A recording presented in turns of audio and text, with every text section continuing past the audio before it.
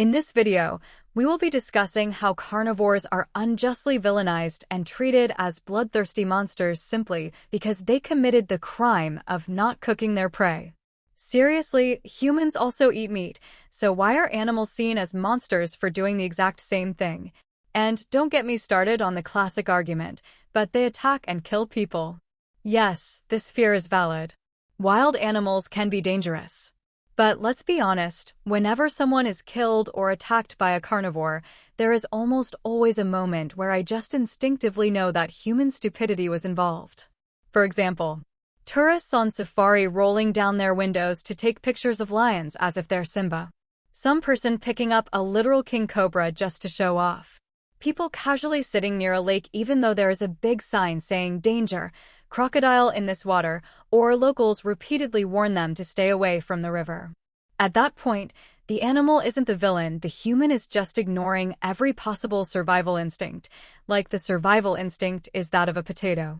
So without further ado, let's get started. Carnivores, misunderstood predators, and the philosophy of their place in nature. Throughout history, large carnivores, wolves, lions, tigers, bears, and other apex predators have been portrayed as monsters. From ancient myths of man-eating beasts to fairy tales like Little Red Riding Hood, these animals have often been cast as villains. This portrayal reveals more about human fears and cultural values than about the creatures themselves. A closer look at their ecological role and at the reflections of philosophers and naturalists shows that carnivores are not villains, but vital components of life's balance. Villainization in culture and history. For millennia, humans have feared predation. Early societies competing for food or defending livestock saw wolves or big cats as threats. The wolf in European folklore symbolized danger and sin, while medieval bestiaries depicted carnivores as embodiments of greed or demonic power. Even modern media often presents sharks or big cats as ruthless killers.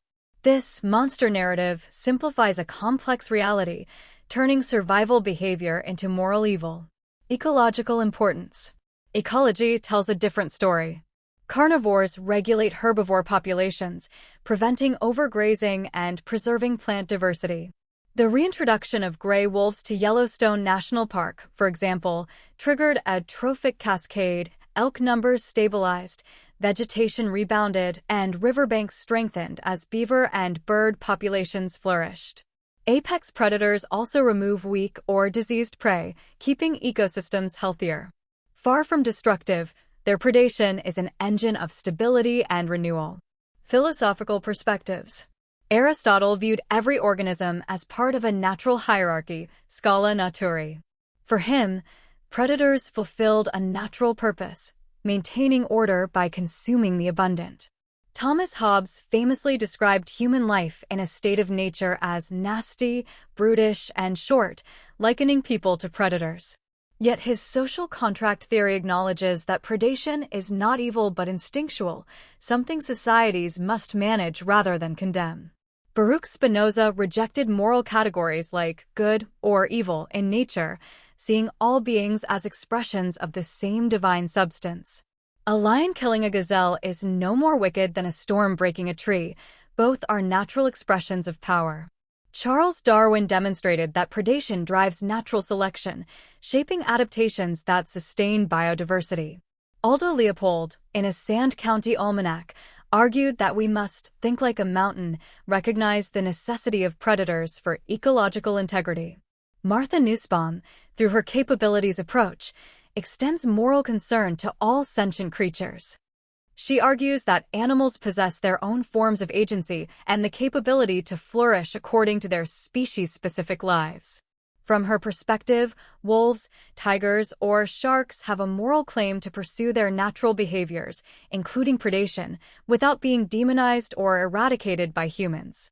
Nussbaum urges societies to create conditions where both humans and non-human animals can achieve well-being, which includes protecting habitats and respecting the intrinsic worth of predators.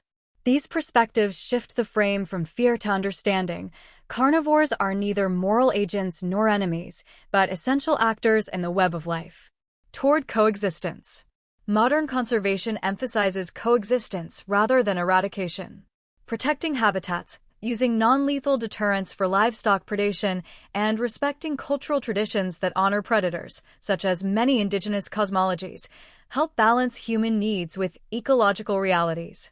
Public education and storytelling that highlight carnivores' true roles can replace the ancient myths of malice. Carnivores are not villains, but vital participants in Earth's intricate systems. Their so-called savagery is a natural process that maintains biodiversity and ecosystem health.